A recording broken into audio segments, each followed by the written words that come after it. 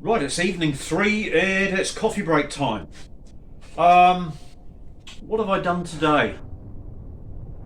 I folded the checker plate alloy top to go over it. I'll show you that later. I have been and procured some half-inch. No, that's it. I've been and procured some half-inch conduit, which has got a 12mm nominal bore, which is perfect for putting 12mm bolts through. So I've done that. This is the pivot point of the top leg underneath the table.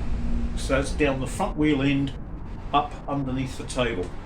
And at the back here, you can see the widest point of the table. This is down on the ground, and this is the underneath the front wheel. This beam here sits on the floor. This is the widest point of the whole table. But most of the weight of the bike is on this. So these being, you might as well call this the Jesus beam. This is the most important thing. This is what's going to stop the thing toppling over. So instead of just doing a butt weld around 4 sides here, I cut into this beam, scarfed into it, and put the legs in. That gives me much more welding area, so a stronger weld that's not just welded onto one face, it's welded onto 3 faces of this beam. Much stronger way of doing it. What else? Come close, there's something I want to show you. This is the point that's going to pivot underneath the table, and you might remember me saying in that last video that this pivot point has to be as close as possible to this side of the leg. So these plates will be welded onto a beam like that. The medium wall pipe that I've put in here is going to take the 12mm bolt. I've welded it on the outside and then buzzed the welds off, but then I've welded it on the inside as well for maximum strength. And what I'm going to do now is close this piece here around it. But this piece isn't long enough now that I've made it longer around here, so because it only used to go to this corner.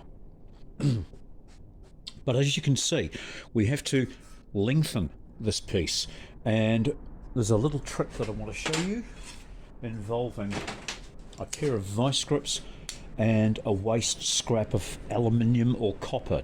But if you put it behind where you're welding and clamp it on, it forms a heat sink, and that means that you can weld thin sheet metal without the risk of blowing through, especially as you come to the edge of a piece of sheet metal. The heat builds up, builds up, builds up, and just as you're about to finish welding, it blobs out and you lose a great big semicircular crater. I'm going to show you how to avoid that while I weld this.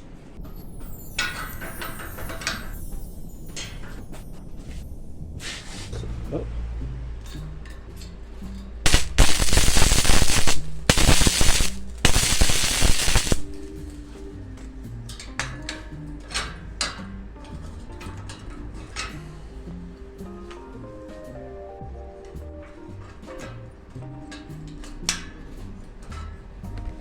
Now this allows me to finish at the end here without blowing it away, because I've already put a tack, so there's more metal than needed, and the heat's going to be dissipated away from it, so I won't blow a big hole as I finish here.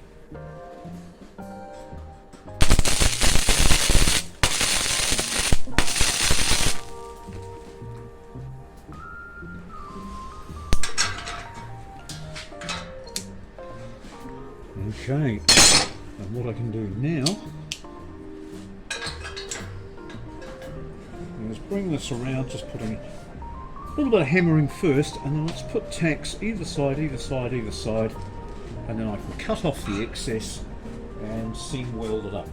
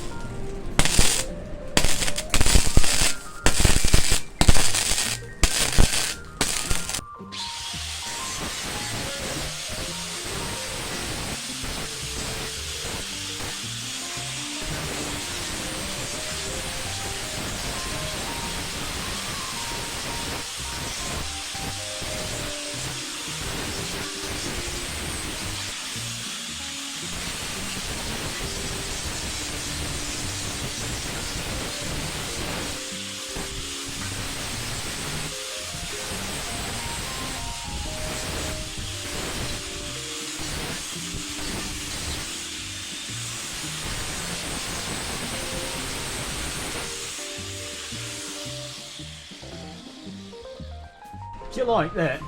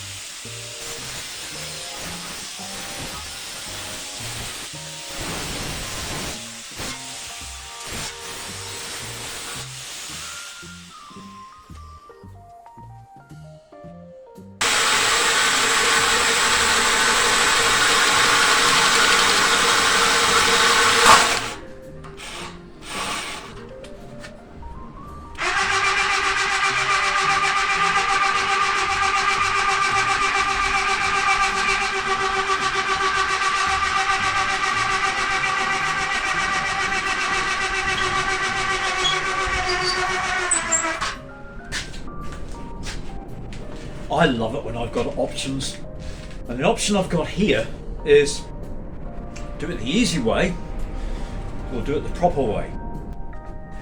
When it comes to attaching these wheels that are going to run inside these outside rails, one of my subscribers, Michael,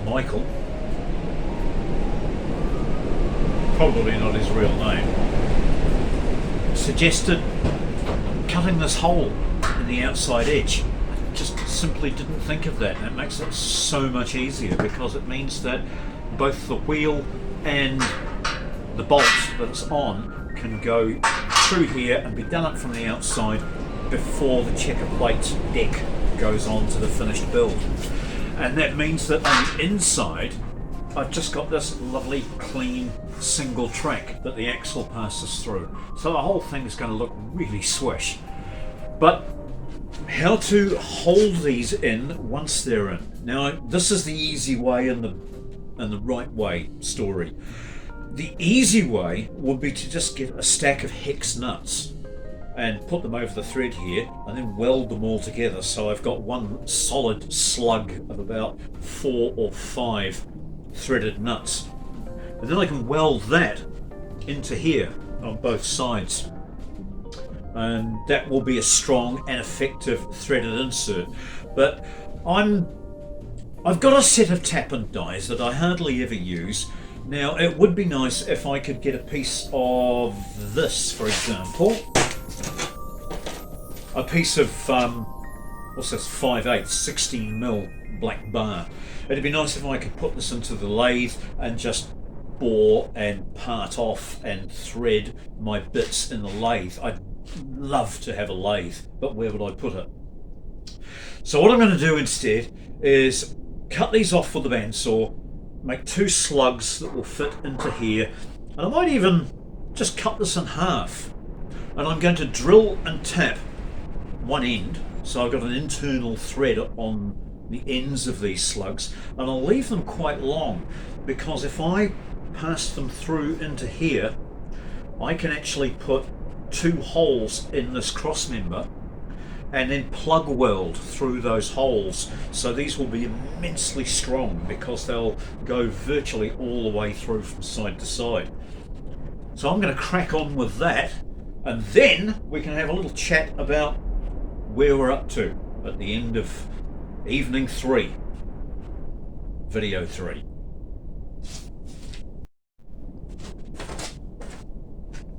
Quick quiz, have you ever seen one of these? This is a centre finder. Scribe a line across the end of a round bar, turn it 90 degrees, scribe another line, Where the two lines intersect, that's your centre of your bar.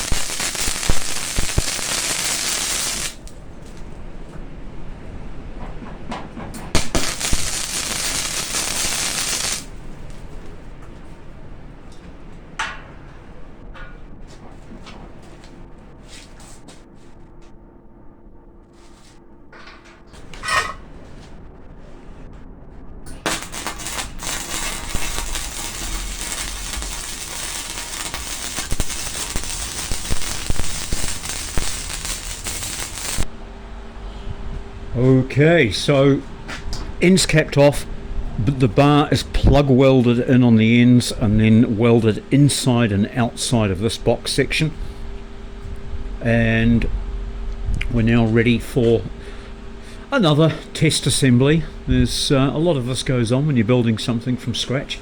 It's add a little bit, take a bit off, add another little bit, strip it all down again, put it back together, add some more. So the table is now complete. I'm going to put it together, and I'm going to show you pretty much how everything is going to be, with the exception of the actuator jack. because I've still got two positions that I can put that in. One I'm not satisfied with, the other I haven't tried. So there's going to be a little bit more experimentation. But rest assured, if you decide to build one of these, in the complete build video you'll get all the geometry, all the measurements, all the costs, and hopefully success. Well, I'm happy with that. That was a good afternoon and evening's work. So we're getting closer and closer to the build video where I give you all the measurements and the angles of the dangles. In the next video, I'm going to make a final decision as to where this jack is going to get mounted. Is it going to be here, where we've just looked at it, or is it going to be between the two legs? I'm going to try both and see which is most effective.